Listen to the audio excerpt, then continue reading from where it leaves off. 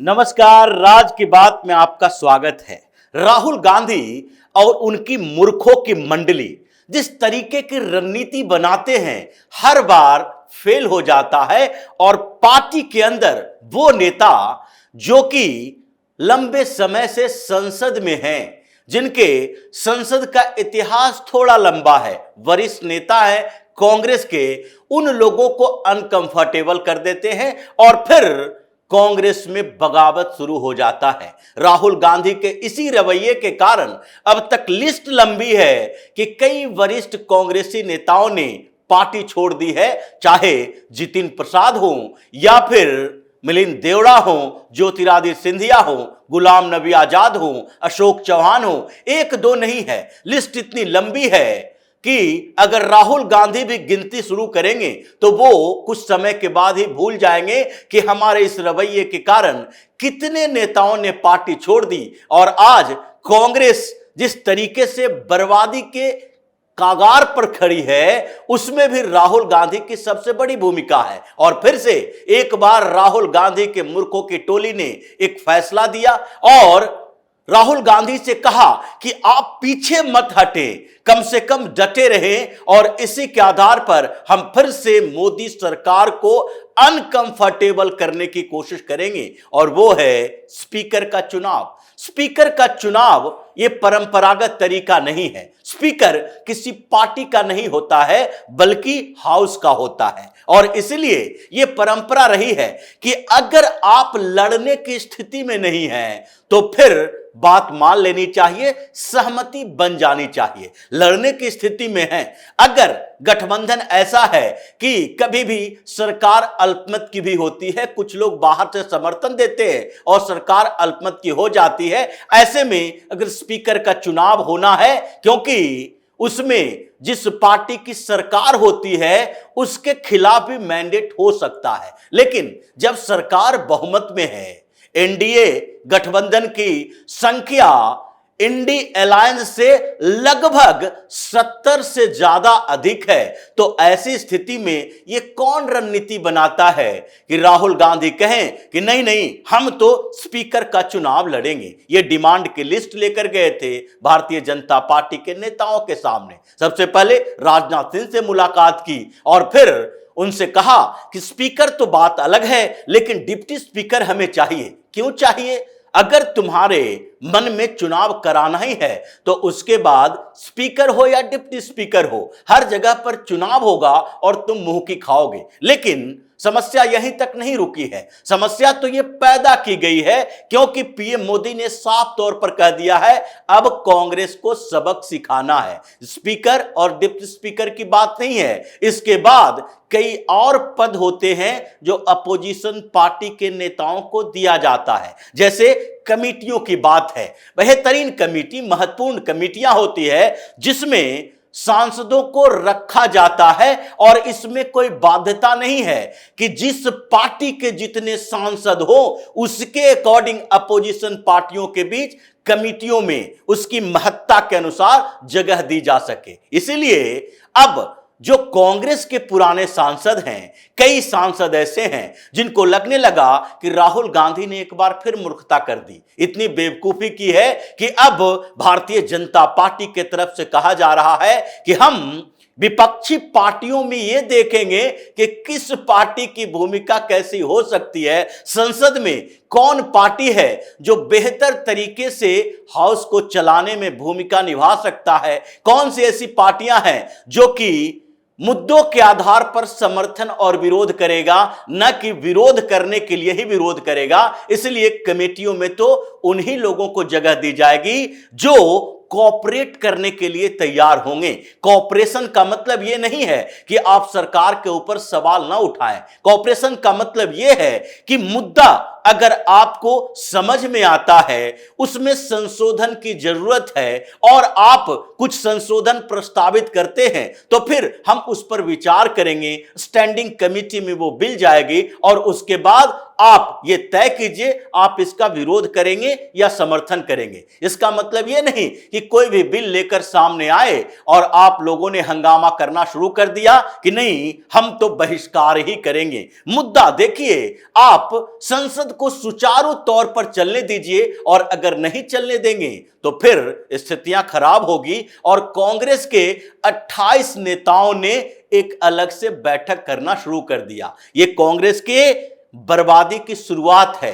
राहुल गांधी के नेतृत्व में जो कांग्रेस चल रही है उसकी बर्बादी की शुरुआत है। वो 99 सीटें जीत कर आए और उसके बाद एक सीट को खाली किया है अपनी बहन प्रियंका वाड्रा के लिए। 98 सांसद अभी राहुल गांधी की पार्टी में हैं, लेकिन उसमें से 28 सांसद ऐसे हैं जिन लोगों ने अलग से बैठक की स्पीकर के चुनाव पर राहुल गांधी के रवैये को लेकर, क्योंकि राहुल गांधी ने पहले प्रोटेम स्पीकर का मुद्दा उठाया और उसमें कहा क्या कि देखिए के सुरेश को इसलिए प्रोटेम स्पीकर नहीं बनाया गया क्योंकि ये दलित समुदाय से आते हैं और दलित समुदाय के साथ साथ राहुल गांधी की जो स्थिति है साउथ नॉर्थ डिवाइड का, और वो चाहते हैं कि नॉर्थ इंडिया में कांग्रेस तो इग्नोर्ड है, साउथ इंडिया में किसी तरीके से इज्जत बची हुई रहती है, तो हम वहां पर प्रमोट करें। के सुरेश का नाम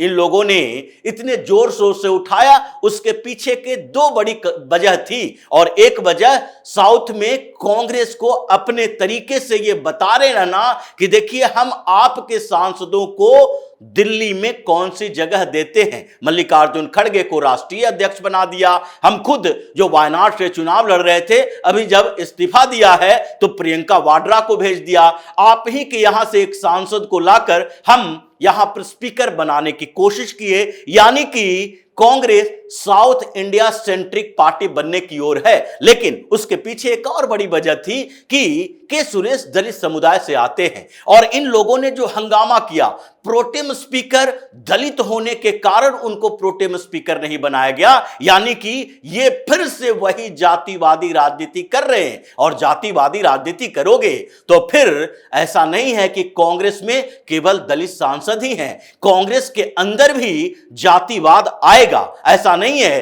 कि आप जातिवाद के बीज बोगे और फिर अपनी पार्टी में पाओगे नहीं, अपनी पार्टी में भी विद्रोह होगा। लेकिन सिर्फ जातिवाद की बात नहीं है, कांग्रेस के जो 28 सांसदों ने बैठक की है और जो मुद्दे उठे हैं उसमें राहुल गांधी के खिलाफ सबसे पहला मुद्दा इसी बात को उठा कि अगर स्पीकर के चुनाव में अगर हम लोगों ने विरोध किया और लगातार आगे आने वाले समय में जो कमेटियों में जगह दी जाएगी तो क्यों कांग्रेस के सांसदों को फिनांस कमेटी में, डिफेंस कमेटी में या फिर लोक लेखा समिति में या फिर आईटी कमेटी में, इन कमेटियों में जगह क्यों दी जाएगी? अगर विदेशी मामलों की कमेटी बनी तो उसमें कांग्रेस के सांसदों को क्यों जगह दी जाएगी? क्योंकि ये तो बाध्यता है नहीं। और एक तरफ कांग्रेस अगर 98 सीटें लाई है तो समाजवादी पार्टी 37 सीटें पर है और दूसरी तरफ उनके नीचे अगर देखा जाए 29 सांसद तो ममता बनर्जी की पार्टी की भी है,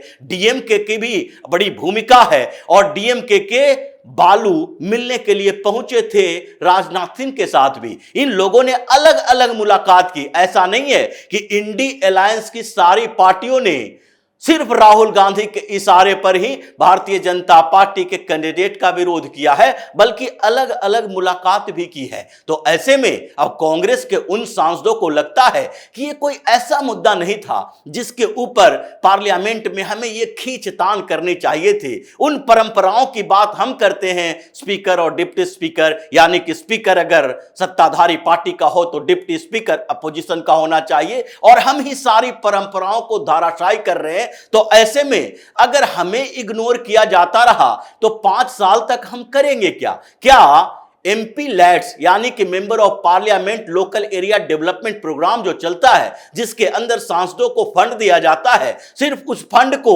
हम नली गली सड़क बनाने में उपयोग करते रहें, यही हमारा सिर्फ काम है? संसद में बैठकर राहुल गांधी के इशारों पर हम काम करते रहें और हर चीज में अपनी बात रखने के बदले विरोध करते रहें, वॉकआउट करते रहें, संसद में अपनी चेहरा ही ना दिखा पाए, तो फिर ऐसी रणनीति से क्या फायदा? इसलिए back to back back meeting हो रही है। इन सांसदों ने जो अपनी अलग बैठक की है, उस बैठक में ये इन लोगों ने माना है कि सरकार के साथ सामंजस्य बिठाना जरूरी है। सामंजस्य का मतलब यह नहीं होता है कि हम हर मुद्दे पर सरकार का सपोर्ट करें, लेकिन सामंजस्य, कोऑर्डिनेशन एक होना चाहिए विपक्षी पार्टी के होने के बाद और उधर सत्ता पक्ष के होने के बाद। अगर कोऑर्डिनेशन नहीं रहेगा तो फिर ना तो हमें कमेटियों में जगह मिलेगी, ना हमें अपने बात रखने का अधिकार होगा, ना सरकार के तरफ से हमारे यहां कोई ऐसे प्रोजेक्ट मिलेंगे जिससे कि आगे हम अपने राजनीतिक भविष्य को सुरक्षित कर सकें।